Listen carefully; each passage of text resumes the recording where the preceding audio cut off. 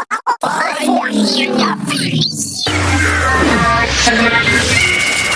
a Good Podcast. Not a Good Podcast. This is Not a Good Podcast.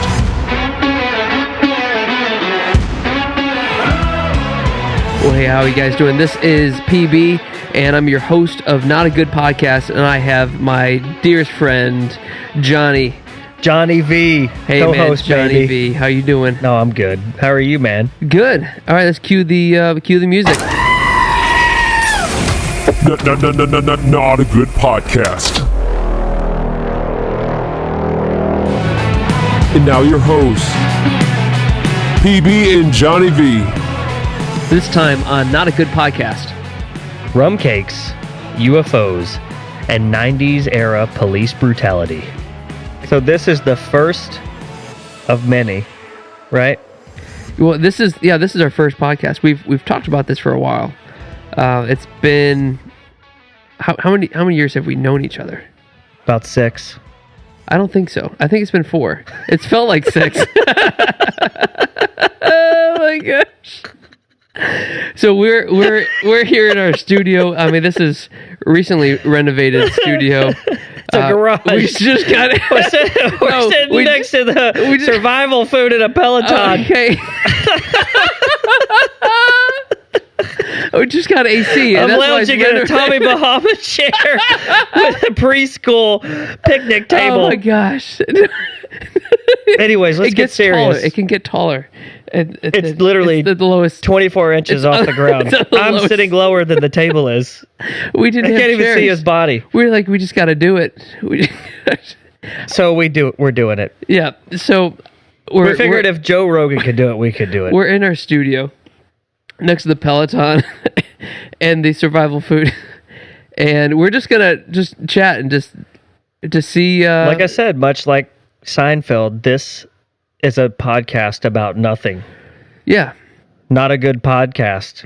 And if anyone has complaints about this really sucking, Thank you. What can we say? It's not a good podcast. Thank you very much. Thank you very much. We're trying to stick to our brand. Yeah. I mean, we're just 2 dudes, 2 dads. 2 dads.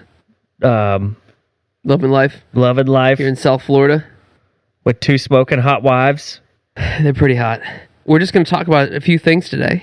The number one thing that we're going to talk about is your friend. Have you ever had a friend in life growing up that you could just talk them into doing anything you want them to do? Yeah, there was a few. There's a few guys. Mostly in between middle school and high school. There's that age that you can do anything and you feel like you can't get hurt and you won't get in trouble and you always get hurt and always get in trouble for it. What about you? I have a friend. I won't say his full name because he's still in the military, but we call him Sharp. But I can make this guy do anything. Even to this day, we're still friends. But I swear, it's like I was telling your wife earlier, man. I don't know. I feel like he almost died. I almost killed this guy 15 or 20 times in my life just by talking him into doing some of the dumbest crap I've ever seen in my life. If I want to do something and I know I'm going to get hurt, I'm going to talk this guy into doing it first just so I can see if someone's actually going to get hurt. And if he gets hurt, I'm like, I'm not doing it. And so he has to go first. He always goes first. So you guys remember Jackass, when Jackass came out when we were kids, right? Johnny Knoxville. So I remember being at a Buy Lowe's grocery store one time, and it was probably 10 o'clock at night. And I grew up in a small town. There was so much nothing. happens at Buy Lowe's. Man. Everyone comes out. It was such a small town at that time where it's like everybody had their own parking spot, on a Friday night. But now it's just full of weirdos. But I remember I had a camcorder and this dude was driving by in his truck, and I asked him if we could sit in the bed of his truck and we could put Sharp in a buggy. And for you guys that don't know what a buggy is, it's a shopping cart. But I've always called them shopping carts. I put him inside of this buggy and I talked him into it. I was like, listen, man, this is before YouTube, but this is going to be the coolest thing. If we could just get this on film, driving 30 miles an hour and letting you go into a curb and wrecking, this is going to be the coolest thing. And he's like, no, I'm not going to do it. Like, I'm going to get hurt. I don't want to break anything. I was like, listen, man, think about how cool you're going to be Monday morning when we roll into school and we're like playing this on our little 1x3-inch video monitor. You duplicate the videos. Oh, yeah, man. It's all tape back then. And so finally, after about 45 minutes of convincing this guy of how cool it was going to be, I get him in the buggy. And I just told the guy driving the truck, I said, hit it. And we just took off driving past the grocery store. And I'm not joking. It must have been 30 miles an hour. And right after the curb, about 3 feet after the curb, there's a huge rock wall from where they blew dynamite and like it was bedrock in there. And so anyways, I let him go and he hit the side of the curb and he crashed so hard. I thought he was dead. I thought he was dead. So I had them wheel the truck around. Did he fly? Oh, dude, it was How so far bad. did he go? No, he didn't fly at all. Like He just stopped? He stopped, but it went over, and the shopping cart like contained him inside like a cage. And I just remember like going up to her like, dude, that was so freaking cool, man. And he's like, I'm never doing it again, man. And I looked at him and his hands were bleeding. His hands were bleeding. I'm not joking. And he was shaking all over because it was so scary. And I was like, he's like, let me watch it. We go back and I went to go play and I forgot to hit record. Oh my God. I forgot to hit record. So you had to do it again. So I said, listen, buddy. One more time. I was like, can I take a walk with you real quick? And I start walking. I walk over in front of Bilo's. I said, you know what we got to do? We got to get back inside of this shopping cart. Do it one time. He's like, no, man. I'm not doing it. I've done it once. I'm not doing it again. Do you know how bad that hurts? You already hurt. Yo, dude, he was hurting so bad. And so about another 30 minutes went by and I convinced him like, okay, we're going to do this one more time. But you got to hit record. So we got him in. I made sure to hit record before we took off. I hit record, and I got him to do it again, man. Tape ran out. But this time, he was like laying there. It was like he was passed out on the ground. Flushed out. Oh, dude. But I've made him do so many crazy, stupid things like that before. Oh, gosh. I mean, I don't know. I've always been that guy, and maybe it's not a good quality to have, but it's like, remember like Huckleberry Finn and Tom Sawyer about like painting the fence? I'm the guy that talks everybody into seeing how cool it is to paint a fence, and they automatically want to start painting the fence for me. You know? I don't know if that's a bad quality to have. You can draw a crowd. Yeah. I mean, I can literally draw a crowd, they're not and all I can brilliant draw a crowd. people in the crowd. No. But they like a good show, and you amp it up. I mean, we're doing a podcast because you amped it up so much. I've been talking about this for a good 3 weeks. What What was it like growing up where you're from? So I grew up in Syracuse, New York, upstate New York. Well, central New York. It's not a huge city, but just like suburb life. And I had the biggest glasses, I had Just a white boy. no, like back then there was JCPenney catalog clothes, but then your mom didn't buy from the catalog. My parents went to take us there to get photos. Yeah, we went there and all they had were corduroy pants and turtlenecks. And I wore matching corduroy and turtleneck. It's like maroon. It was just, I had a pair of brown corduroys. Oh, no, yeah, I had those too. And probably a brown turtleneck. And it wasn't even like Dwayne Johnson turtleneck. You know, it was I was just a nerd. But I wasn't a geek. I wasn't smart, and I had a I had a back brace because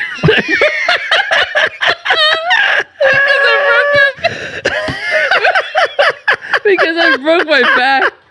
So I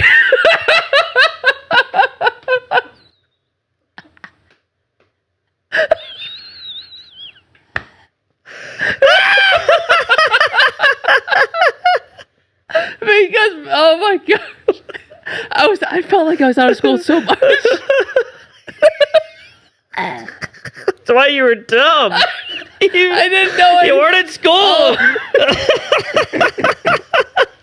I broke L1 and L2. my brother fell on me, and it literally compression fracture. It's like Forrest Gump in reverse.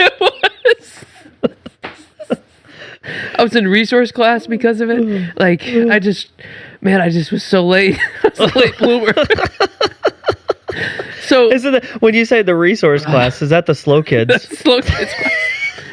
we went so like in the middle of like all my schooling, we changed schools to like this church school, and all my friends getting picked up at the bus stop, and my mom, bless her heart, she worked it out so a bus picked us up. It was a little bus, and short bus. the short bus comes right in front of my house, and I drove past my friends to go 45 minutes north to a church school. And you know who were on the short bus was the Bosie's kids. These are the kids that were the remedial school. So like they were the mean hard kids. mean kids smoking in the Smoking back. dope. 5 feet. That's all it was. I couldn't. It wasn't explain like a real bus where it was like, I couldn't explain it to my friends. I was like, no, you don't know what it's like, man. These guys are rough. Like they're on the short bus. I mean, I bet they ate you for lunch. Oh man, it was bad. I just couldn't. I couldn't recover from that. Give me my lunch money. So I was in 7th grade, end of 7th grade. I just started cussing at people because I try to compensate for just not being cool. So you had a so I was back like, brace. It's like if I start cussing at people, maybe they start to respect me. But then they're like sad for me because I was cussing at people. It's like, oh no! Not only does he have a back brace, he's got Tourette's. Hey PB, how you doing?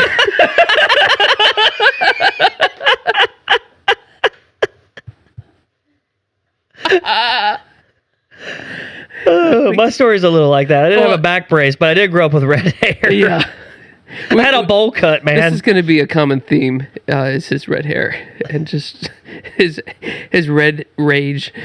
So then we moved to Naples in 8th grade, and I just wanted a fresh start. I got contacts. I changed wardrobe. You couldn't wear a turtleneck and corduroys in Florida, and just started wearing Lee started pipes, over. I don't know what. Jinkos. It was no. It was like a preppy area, and made a lot of friends really quick. So, and I called back to my old friends. You lied They about didn't believe yourself. it. Oh, no! Your whole this was the person I life wanted to from be. 8th grade to 12th grade was This a is lie. The person I wanted to be, and my mom saw what people dressed like, for real, down in Florida, and I got a fresh start. And ever since then, I've been messed up. So. I never knew about the back brace. Did people sign it like a cast? So I think I don't know how many weeks I wore it, but You still got it? No, I don't. Your mom got it? So bad. Your mom- it's like a retainer that they just took out. It was. Oh, it hurt so bad. How long did you have to wear it? I think the back brace hurt more than my back hurt. Just wearing the back brace. You keep complaining to your mom, it's my back brace. Like, It's like, well, lay down on it. It was like, it hurts. that was before medical technology was like so good. It was like 3D printed, all that stuff, and fit it to your body. It's like, there's a piece of concrete block. Oh, generic metal plate. No, like I said, I know I can relate because I grew up with red hair. I mean, it might not have been painful on the outside, but my Lord, on the inside, my life was a living hell. I mean, it really was. And plus, I had a bowl cut. I mean, it was a Jonathan Taylor Thomas days. Oh, man. And I really wanted thought one I so had a bad. haircut like him. Oh, no, we didn't. We could never pull it off. Uh-uh. No. And this was before the ginger thing What? came out. What's the ginger thing? Just South Park when they made it like Oh. real. Like I didn't know what a ginger was until 25. Really? People just making fun of me behind my back. And now they just do it out in the open. In the open. Oh man, It's you know ruthless. I'm telling you right now, like I hate it, dude. I hate it. And it's no wonder we all have rage. I don't know what it is. I think it's because you're part Nephilim. And a lot of people on here don't know what Nephilim is listening in. Just look it up. And you'll see, you'll hear a lot. You'll see a lot. Just look it up. Just look up A lot of people Nephilim. don't know what I don't know, ball peen hammer is. Just look it up. Just look it up. I think you're part, like, there's claims that. Redheaded people you're part are of- the true minority. We are 1% of the world. Wasn't it said that you're supposed to have died off like 20 years ago? Yeah. But we're resilient people. Does that because you're not supposed to live long lives? No, we live long. It's the trait itself. I don't know. My wife's here. Want to say something? You're married to a redheaded man. The crazy thing is we just don't have redheaded kids. No, that's weird. That's super weird. Well, I've got like 10 people that are redheaded on my side of the family. I'm not joking. It's a dominant gene, and it just got erased I guess. from your bloodline. Like I mean, there's no redhead genes now. I don't know. It's so weird. Well, I was talking to your wife, and she said, so my kids aren't redhead, but they got red rage. Yeah. And it's a real thing. is. Explain what red rage means. What happens when red rage comes upon you? You just want to make everybody pay. Because you're just hurting so bad? I don't even know if it's hurting so bad. I'm just irritated with people. Like you just want to make people pay for you being irritated. And what does that look like? Well, like is your level of tolerance just so low? For stupidity. For stupidity it is. I hate to repeat myself. Wow. That's a really hard one. I do. I hate to repeat myself. I can't imagine what you go through. I know. I hate to repeat myself. And we've talked about micromanagement. Yeah. I hate it. I hate it. It's the worst. Like, just do what I tell you to do the first time, and if you can't do it, get the heck out of my way, and I'll do it. But not You should know what I want to do before I have to say it. You know, it's like, you ever heard, like, if you want the job done right, like, just move out of the way and let me do it. Let me do my job. Let me know? do your job. Watch me do it. Except for the housework. I can't do the housework. Good. I can mow. When's the good. last time you've done dishes? I'll do you even one better. I don't change poopy diapers in my house. You don't have any kids in diapers anymore. No, but Do you I've know never. that? Do you know no one's in diapers anymore? I've never changed. I think I've changed probably a total of 15 diapers and a total of 5 poopy diapers Okay. Only 5 poop. with 4 children. And the non-poopy ones, they were already out of the diaper. They just kind of ran out of it. And you just put a new one on. That's probably your wife's saying that. Well, no, I've changed my daughter more than I have the boys in the morning time, you know. But I hate it. But going back to I have a very weak stomach. Listen, I have a very weak stomach. So when I was in the military, my first job as a corpsman, I worked in autopsies. And I've worked around so many dead people. I've worked with like NCIS and on some cases where they've had people that they've done some forensic stuff on, and their bodies have rotted for like 2 weeks in the Florida sun. Like, it's disgusting. I can do that over changing a poopy diaper and looking at mayonnaise. I don't like those two things. Like, I can't do those two things. Mayonnaise and poop. Not a good podcast. Sponsored by mayonnaise. I can't do those two things. But I can, I've been around the dead body stuff. Yeah. Yeah. So going back to dishes. Since we built our new kitchen, not once, because I now have a, what's that thing called? A dishwasher. Dishwasher. So what I do is, now that we have a dishwasher, I just rinse the bowl out and leave it in the sink, and it magically gets put in the dishwasher. Oh my goodness, it's a magical counter. Yeah, things just disappear. Especially like around a hamper. If you don't make your clothes in the hamper totally, they end up in the hamper. Oh yeah. And then the next day, it's folded and put away. It's amazing. It's a magic hamper. Like the day I get down to like my last pair of underwear. Oh, you have no idea. I'm about to go, where's it at? But I don't say it because I'm in the clean ones. But I know after I get out of the shower that night before I go to bed, I just open the drawer up and there is like everything. I mean, it's filled all, to the brim. It's there. But no. So my wife and kids, they're out of town for a week. I was wearing clothes I haven't seen out of the closet.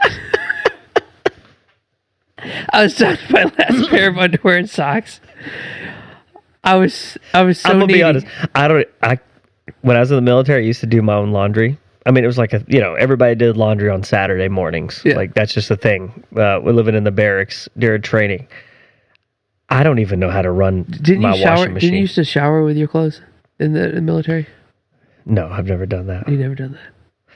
To wash, I thought you washed your clothes in the shower. Just 2 for 1. No. I think that's a great idea.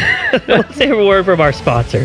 Now, the next portion of this podcast is brought to you by Natalie Seafood, the second best seafood joint in town. Which town? Coming to a town near you. Coming to a town near you. Natalie's is known for the best, Calamari. second best calamari. I mean, if you've never had their calamari. It was fresh at one time. So what's it like being a dad for you these days? We just celebrated Father's Day. Yeah. So, my family wasn't here for Father's Day. I always joke with him that he is on the outskirts of his family. His family is way too cool for him. Oh my gosh. Like he's always asking his family to hang out, and they're like, always "What going are you guys off doing cool things without What are you guys doing? Oh, what are you doing today? We're going horseback riding. We bought a flight We home. bought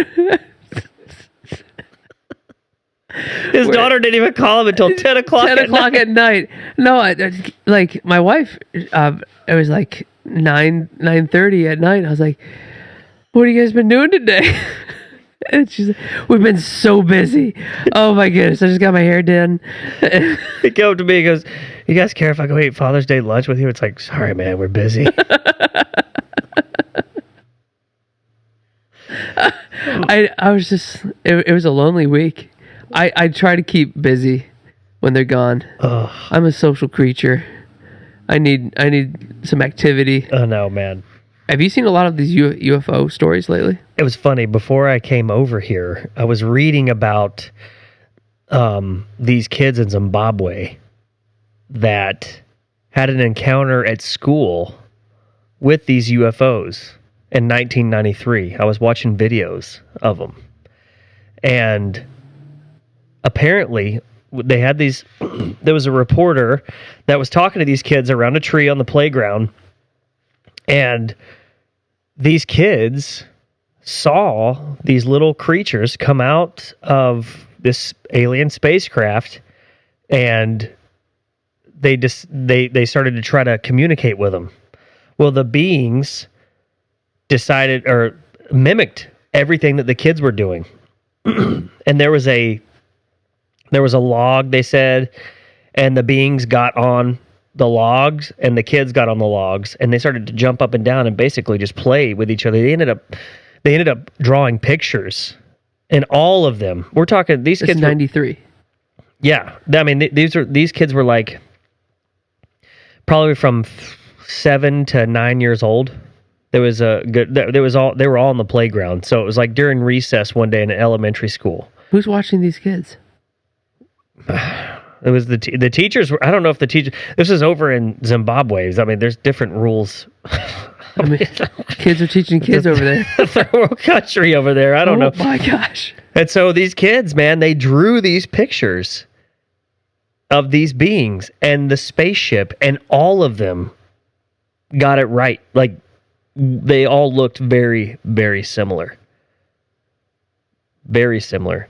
So much is coming out now about UFOs. Like it's yeah. from the government too. Yep. I mean, there's task force. Just like 2 weeks ago, there was like 4 reports, Oh yeah. and I think it's a slow leak. So I think the world just becomes accustomed to, oh, there's something up there. We don't know what it is until Nah, they know what there's it a is. first contact. They know what it is. Well, the first contact has already happened. I think. Yep. I think it's going to be first public contact. If you go, I think it's for the UN, for the United Nations. The United Nations actually created a position, and it's a woman, and her only job is for when we make contact with these beings. She is the one who represents the world to talk to. That's her job. That's her job for beings. Sorry, he had to get out of his chair there. We were sitting 3 inches off the ground. My Tommy Bahama chair. It's so squeaky. We gotta invest in a different setup here. I personally think that the submarine that was down there visiting the Titanic last week, I think it got hit by a UFO. You think A UFOs just are a USO? taking A USO. they're just taking an excursion and then just No, I bumping think into each other? I think that we took pictures of it, and it exploded. That's my theory. I mean, there's a lot of facts there that you shared that It was a debris field. I don't understand. If something's 2 miles down, how's there a debris field 2 miles up? Why wouldn't it just stay down there? Floats? But it just loses all. Doesn't everything float? No, don't you think? How is? I mean, I don't know if it would sink down. I don't How know. is the I feel like it was Titanic- made out of aluminum. I think aluminum is heavy too. And I don't think it floats. I don't know. You put a Coke can on a lake. How many times have you seen Coke cans underwater? I don't know. I still think that we should take a trip out to Las Vegas just to drive to Groom Lake and just see if anything happens at Area 51. Like in the sky. Yeah. Or on the ground. I don't. Well, the people both that are things. surveilling the perimeter are subcontractors, right? Yeah. They're not military. Well, both. They're both. They have people in there like Bob Lazar that used to be contracted there. I mean, what if we just start? Billions. So every running- single day, if you look at Las Vegas Airport, there are, I think, it's like 10 planes or something like that. They're white with a red stripe down the center of them. Those fly They're in. unmarked. And so every day, if you work at Groom Lake, you come to the airport and you fly out on that airplane. That airplane flies you into. I wonder if they have beverages on that plane. I mean, is it like an employee perk? I'm sure they got coffee on there or something. I don't know. I bet it's out of this world. Well, think about it's just a glorified taxi at that point, just a corporate taxi. I mean, how high are they? I mean, they're not getting that They're high. going like- it's 80 miles. Yeah, so It's 87 miles from it's like a Las 10-minute Vegas. flight. That's not even. I mean, calculating buckle in? calculating wind nottage and Yeah, headwinds and And all elevation. that stuff, and you're probably at 250 miles an hour at 80 miles. Yeah, you're right. Probably 10 miles. I think 10 minutes. So they probably don't have a food and beverage cart No, available. I don't know. So my squeaky chair here is getting a little uncomfortable. All right, so I think that we should finish this first show up with. I tell you what, this is the worst podcast ever. No, this is not a good podcast. The worst podcast. I love talking about conspiracy theories. The rum cake lady. We're not going to tell you the town she lives in, but it's sort of like a mattress firm where it's a front for the mob. It has to be. I think her husband funnels money through this rum cake business. She drives a Viper. Yep. And she's never right seen- on a major road, and she takes up half the building. She takes up half the business park. And I never see it open. I've never seen a car go in or out of this place ever. And I've lived in Florida for 7 years, and I've never seen anybody. And there's a sign saying $5 rum cake. How do you pay for your rent? I mean, who's buying rum cakes these days? Every time I drive by it, I'm like, you know what? I should stop in, but I never do. I did stop in once, and she had all these different flavors, and she made a point to tell me, don't ever come back here. You bet.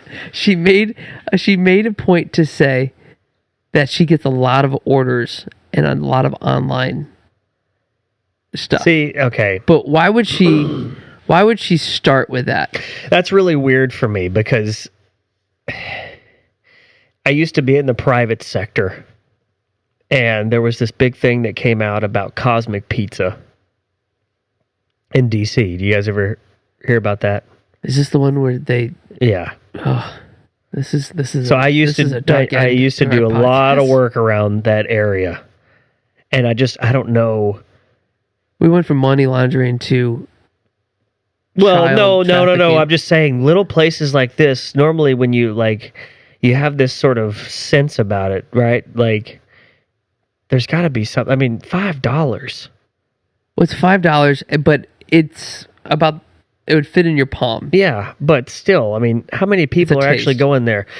I mean, unless she's selling like 150 of those things a day. I mean, Well, the $5 should get you in the door, and she's got a line. But her two sons, like never these seen- big. No, I've never seen anyone there. it's just an old lady. I mean, she's drives a probably, Viper. She's probably 63. Not old today. Not old today. My dad's turning 70. And that's my old. parents are 57. They're young. Yep. Feels good. To have young parents. Yeah, they could still run around with. They could. My parents could too, I think. My dad would never run around though. He's got a really cool story. My grandpa's got really cool stories as well. But like my dad was, man, back in the day, he was on the police department and on the SWAT team.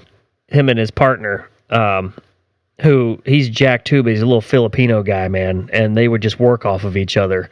Like my dad's a big guy, hated to run, and his buddy, who we'll call Phil. Did he used to throw Phil? Oh, dude, no. He would just after 50 yards, they had this rule if it was past 50 yards, it was like releasing the canine. Like, they open take a off, cage? Phil. Like, take off, Phil. Get Go, him. Phil. And so Phil would be running, man. I mean, to this day, this guy was like the most tactical dude I've ever met in my life. Old school tactical guy, but they could still put a hurting on somebody. And so Phil would just start running, and he would throw his asp out, and he would run past the guy, and he would just whack him right in the back of the leg and keep off running. Like, that was Phil, man. You know. Oh man, he had a reputation. I mean, he's good. He's good. Even when I was working there, he was with the county. Everybody left the department because the city's just it's such a liberal crap hole these days. But anyway, so what my dad and Phil, they were working the projects one night, and this guy, I don't know what happened, but they got in this situation where they took off running.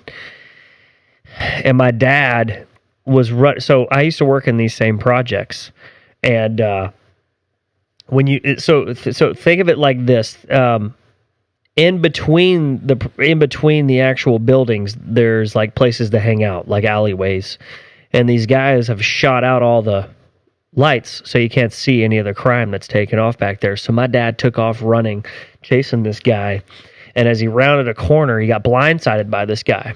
And my dad's so big that when he ran into this guy, and hit him into the wall, knocked the guy down. Like, the guy was hurting. Whoa. But my dad also got knocked. I don't know if he got hit with a bat or something across his face, but my dad fell down, and he came to, and he picked this guy up. And my dad hit him in the side of the face, and he broke his orbital. His eyeball was out. He broke every bone in his jaw, all of his teeth. I mean, he messed this dude up. And so that's my dad for you. Well, thank you for joining us today in Not a Good Podcast. We'll see you next time. You've been listening to Not a Good Podcast. Tune in next time.